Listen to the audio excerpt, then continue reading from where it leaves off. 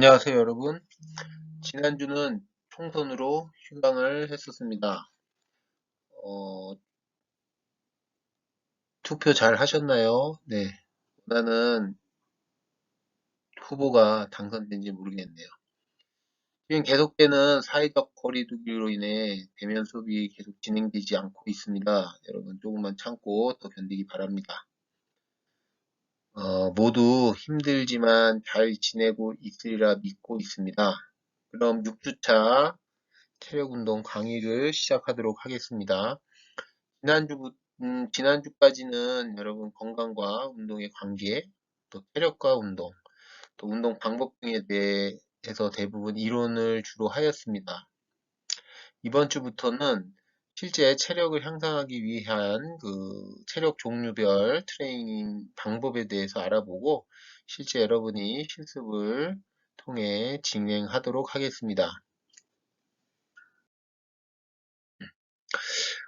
오늘은 그 첫째 시간으로 유연성 트레이닝에 대해 알아보겠습니다. 유연성이란 무엇이죠? 여러분, 유연성은 우리 몸의 모든 관절의 가동 범위를 최대한 이용하는 능력이라고 할 수 있습니다. 우리 몸은 해부학적으로 관절의 움직임을 통해 동작을 만들어내는 것은 여러분들 알고 있을 겁니다. 그래서 우리 몸의 각 관절마다 최대한 움직일 수 있는 범위가 정해져 있습니다. 이를 우리는 관절 가동 범위, 즉 range of motion이라고 합니다. 그럼 관절 가동 범위가 제대로 정상적으로 나오지 않으면 어떤 문제가 생길까요? 일단 먼저 원하는 동작을 제대로 정확하게 하지 못하겠죠. 그리고 반대로 관절 가동 범위를 정해진 범위를 이상 넘어가면 어떤 일이 벌어질까요? 네, 부상을 입겠죠. 이렇듯 관절 가동 범위는 각 관절의 해부학적 모양에 따라서 정해져 있고 관절마다 각도가 매우 다양합니다.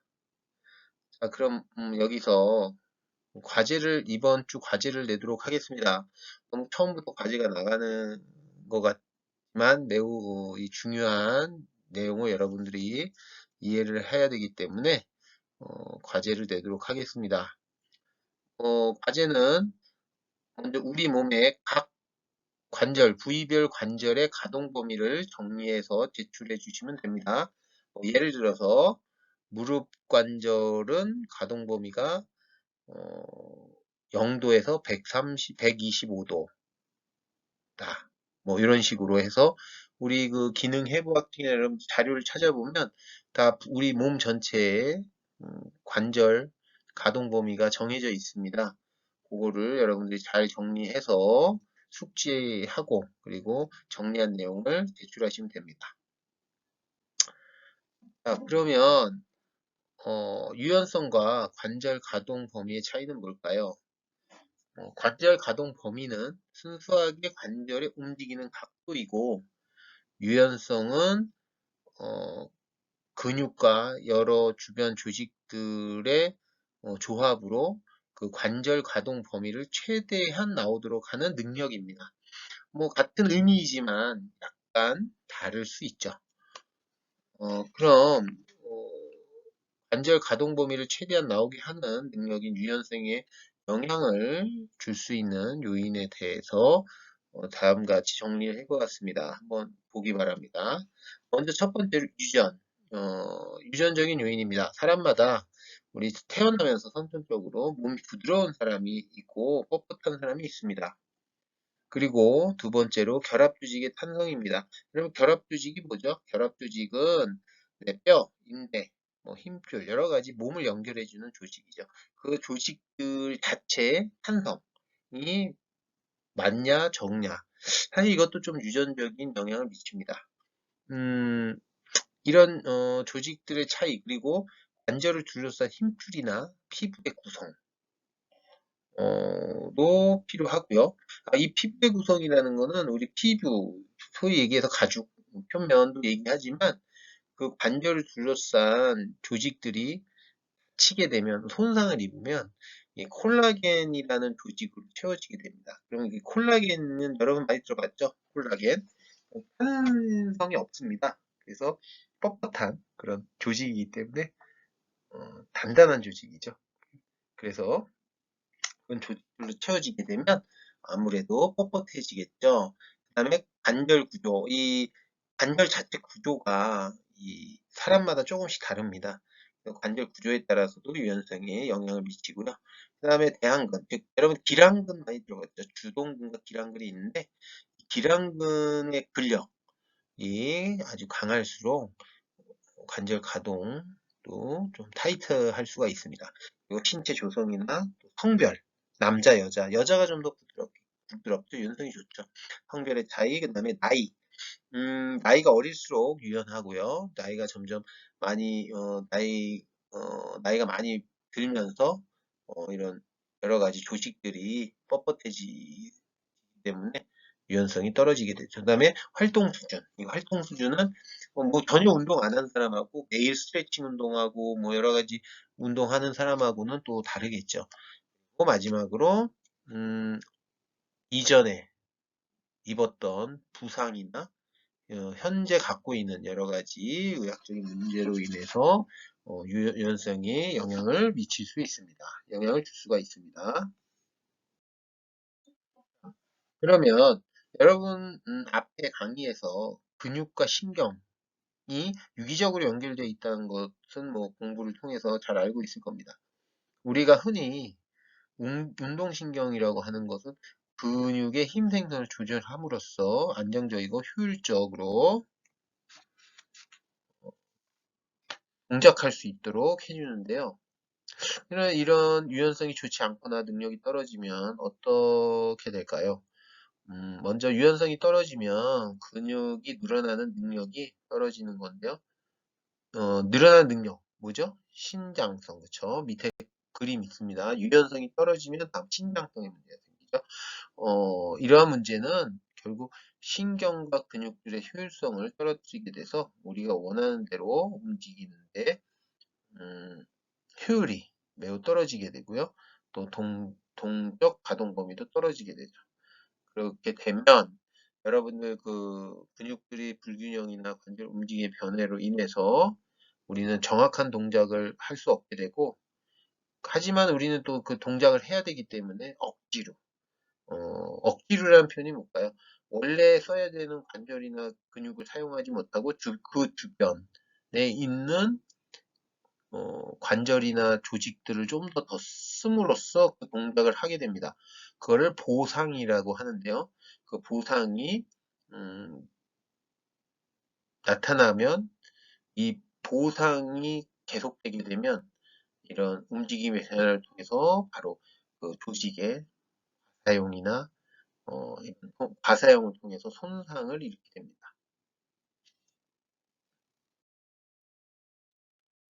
그럼 근육의 능력 변화, 불균형이 생기는 과학적 근거를 죄송합니다. 우리는 근육의 불균형으로부터 나타나는 자세 왜곡 패턴을 볼 수가 있습니다.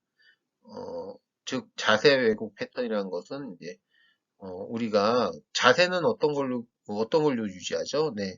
먼저 골격이 뼈가 있겠고 그 뼈를 연결하는 힘줄 인대로 연결되고 그 위에 근육들이 다 붙어 있죠. 그리고 근육을 통해서 우리가 자세를 유지하게 되고 다시 그 근육의 움직임을 통해서 동작을 만들어냅니다.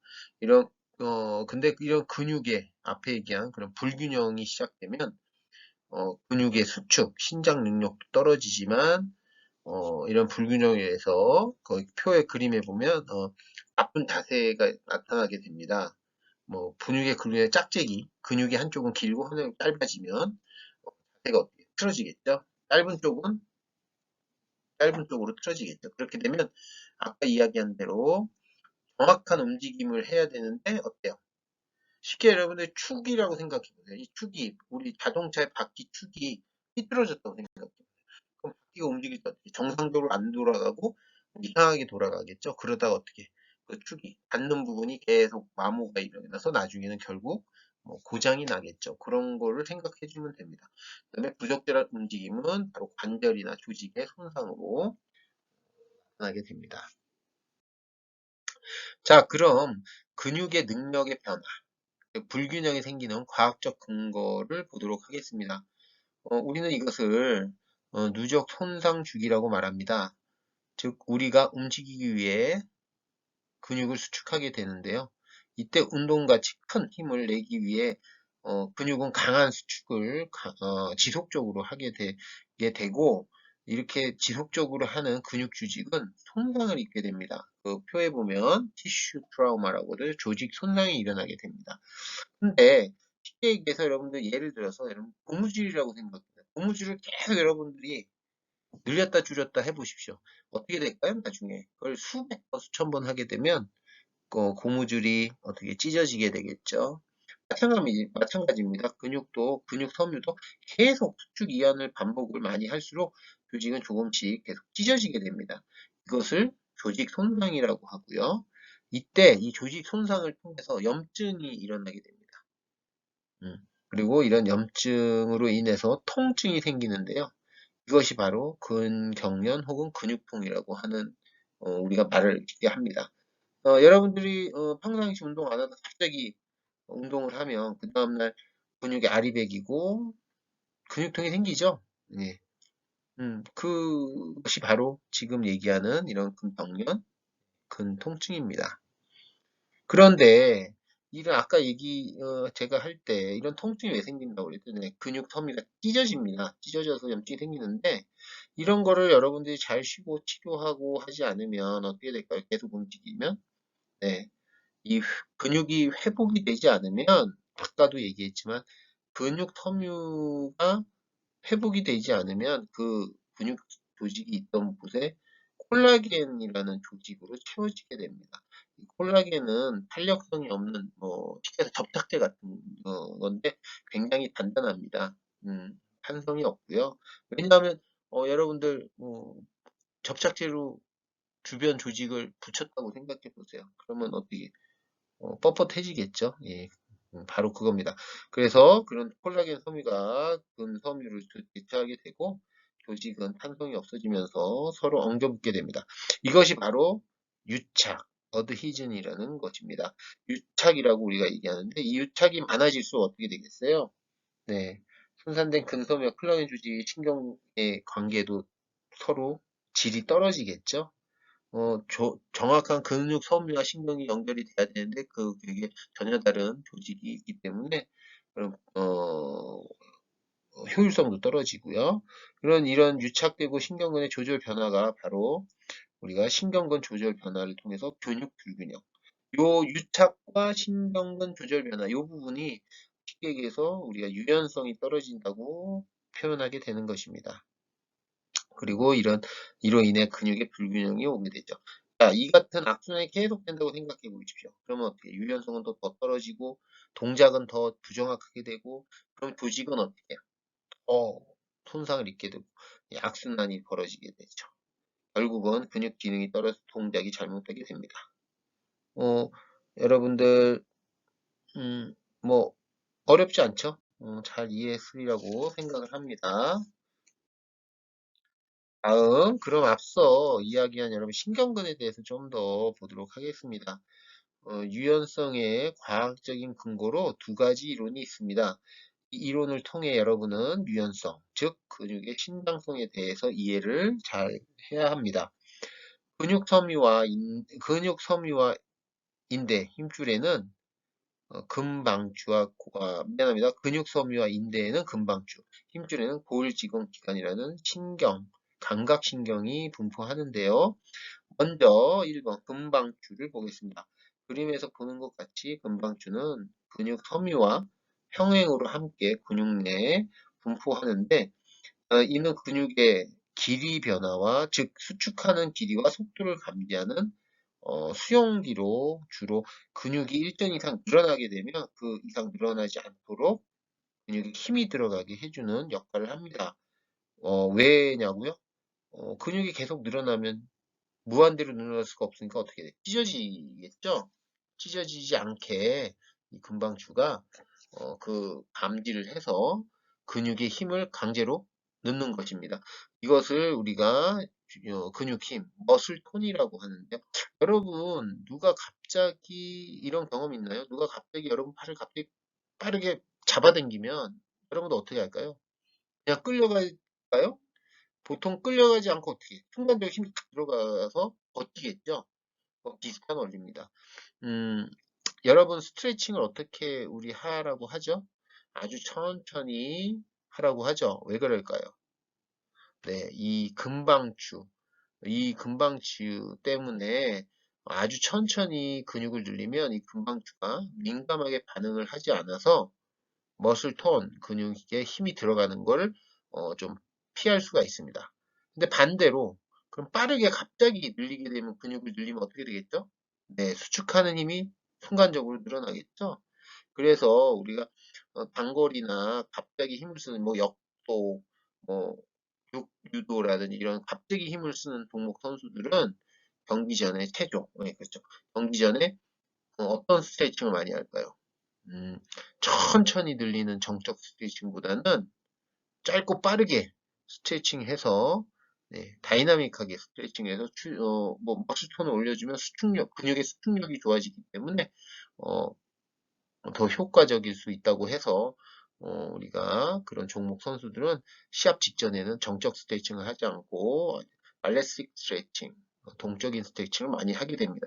이 얘기는 우리 뒤에 다시 이야기하도록 하겠습니다. 그림을 잘 봐주기 바랍니다. 이해하기 쉽게 잘 되어 있습니다.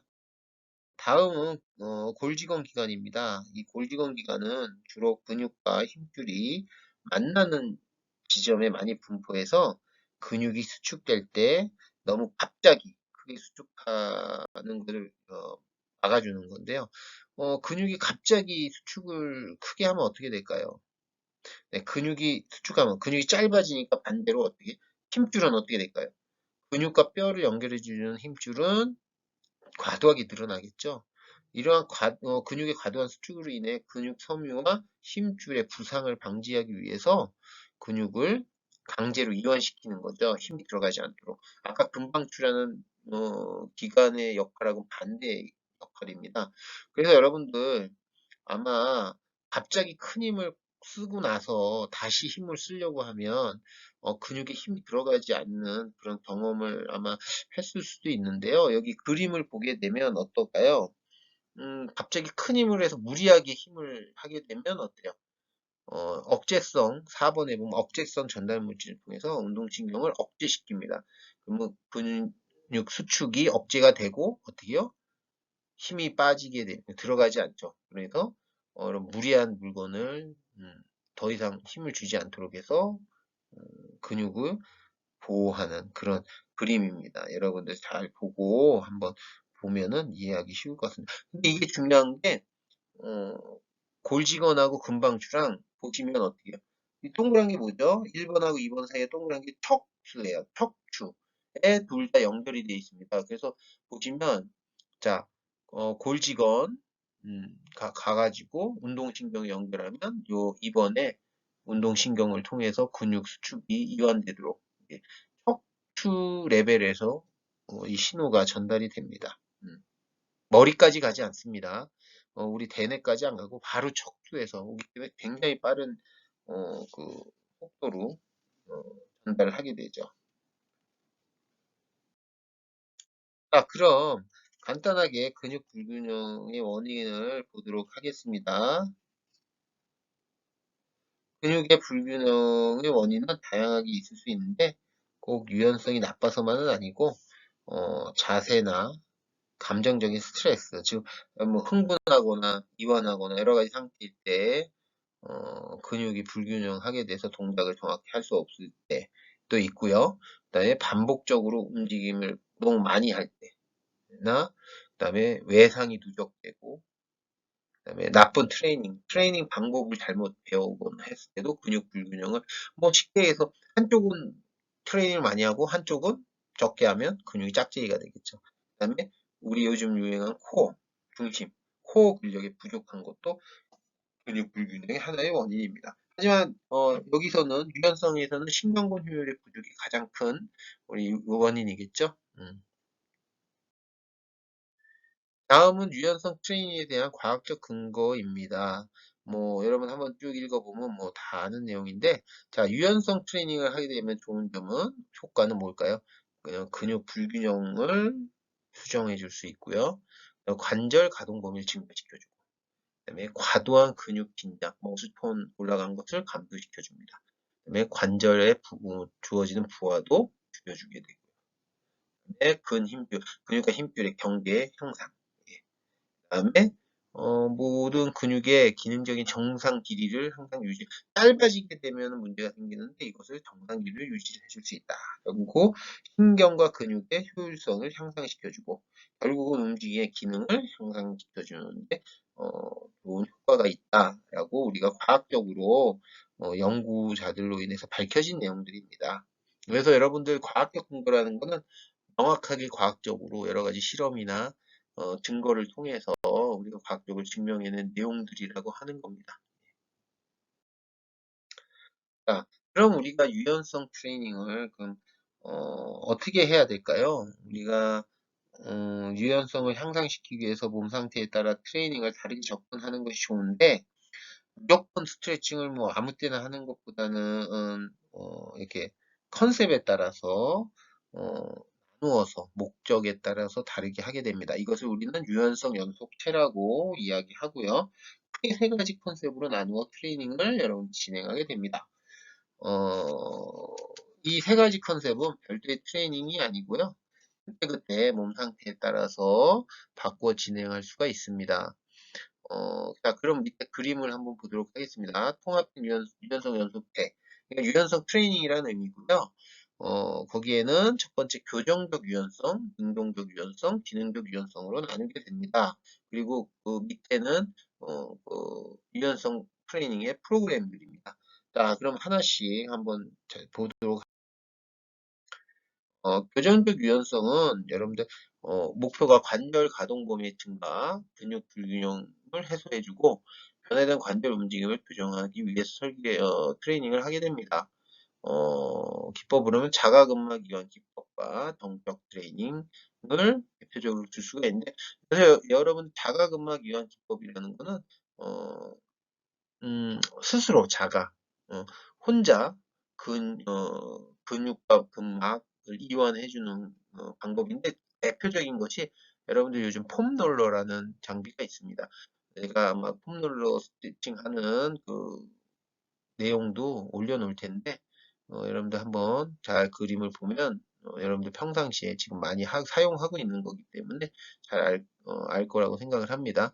두 번째로는 능동적 유연성인데, 교정적 유연성이 쉽게 얘기해서 기능적으로나 뭐 유연성이 많이 떨어진 상태를 정상적으로 만드는 거에 초점이라면, 능동적 유연성은 말 그대로 향상시켜주는, 유연성 향상시키기 위한 방법입니다.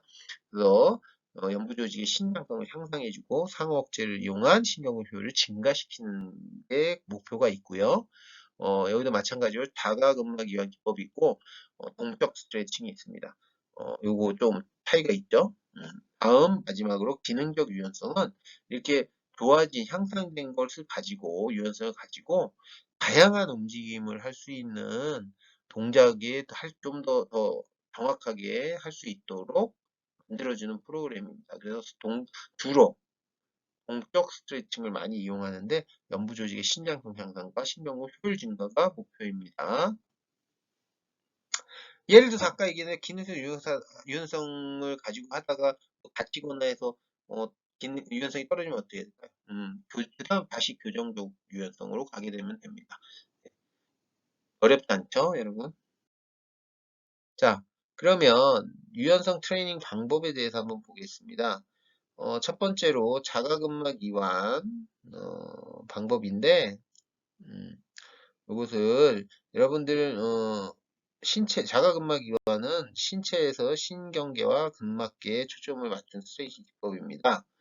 이거 적절한 강제적으로 우리가 피부를 통해서 압력을 근육 안에 줌으로써 어떻게 근육 안에 아까 얘기한 콜라겐 파이버 있죠? 콜라겐 조직이나 이런 것들이 조직이 단단하게 뭉쳐 있는 것을 풀어주는 겁니다.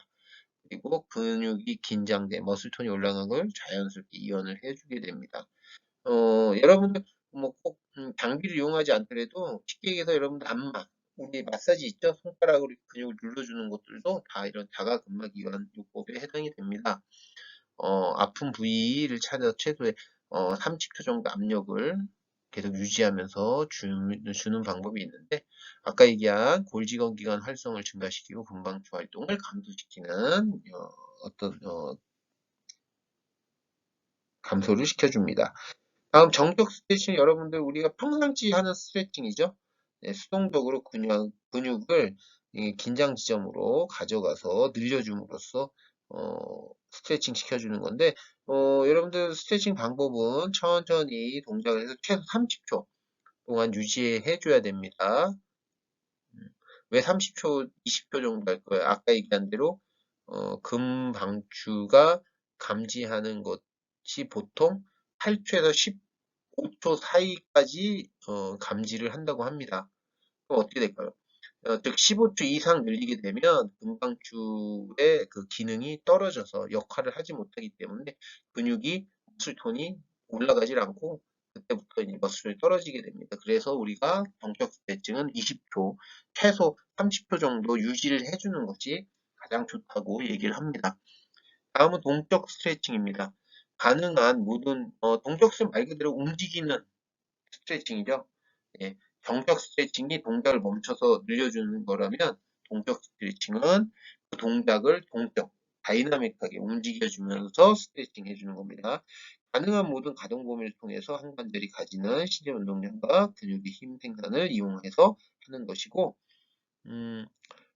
특히 이 동적 스트레칭은 자세 왜곡 패턴이나 교정적 스트레칭을 할 필요가 없는 좋은 상태의 선수들은 활동 전에 워밍업으로 동적 스트레칭을 어, 추천을 합니다.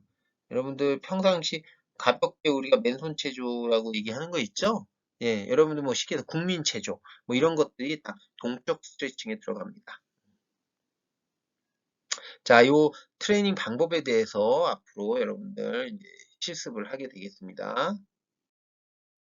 자, 다음 마지막으로 이제 논쟁이 되고 있는 스트레치들입니다. 이것은 뭐냐면 현재 사용되고 있는 스트레치 방법들 중에서 몸에 무리가 갈 수 있고 유연성 향상에 효과적이냐 아니냐에 대해서 매우 과학자들 사이에 논란이 있는 동작들을 한번 모아보았습니다. 그래서 그 인버티드 허들러 스트레칭 이거 보죠? 사진 밑에 사진 이런 동작 여러분들 많이 할 텐데 이게 과연 진짜 도움이 되는지 안 되는지 아직 명확하게 우리가 밝히지 못하고 있습니다. 도리어 부상이나 이런 것들이 더 많이 올 수 있다고 하고요. 그다음에 오른쪽 그림 무릎 꿇고 뒤로 넘기기 뭐 이런 동작은 굉장히 유연하다고 할 수 있는데 무릎 관절이나 이런 데 매우 높은 부하를 주기 때문에 부상의 위험이 있을 수 있겠죠. 다음은 뭐 이런 어깨로 서기 이런 것들은 목이나 어깨 척추에 굉장히 높은 부하를 줘서 스트레칭 방법으로 사용도 되지만 많이 하게 되면 목에 무리가 갈 수 있습니다. 그리고 이렇게 앞으로 구부려서 발가락 터치하는 것들 햄스트링에 위해서 가장 일반적인 스트레칭인데 사실은 허리, 무릎, 인대에 높은 부하를 줄 수 있습니다. 결론적으로 사실은 이런 동작들도 다 스트레칭 되는데 도움이 되지만 뭘까요? 문제가 뭘까요? 그렇죠? 갑자기 하게 되면 문제가 될 수 있습니다. 스트레칭은 여러분 유연성 트레이닝은 한 번에 욕심을 내고 다 하려고 하지 말고 움직일 수 있는 범위만큼에서만 천천히 꾸준히 해줘서 조금씩 늘어나게 됩니다. 그러고 나서 나중에 기능적 유연성이 할 때는 더 많은 동작들을 편하게 관절에 많은 무리를 주지 않고 할 수 있겠죠. 자, 여기까지 여러분들 유연성 트레이닝에 대해서 좀 알아보았습니다. 이론적인 부분은 여기까지 하고요. 제가 과제와 아까 내준 과제를 꼭 잊지 말고 해주시고, 그다음에 제가 그 스트레칭 여러 가지 방법에 대해서 자료를 올려놓도록 하겠습니다. 여러분들 그 자료를 보고 집에서 같이 한번 따라 해보고, 특히 동적 스트레칭은 제가 동영상을 만들었는데 같이 보면서 연습해 주기 바랍니다. 여기까지 유연성 트레이닝에 대해서 강의를 마치도록 하겠습니다. 감사합니다.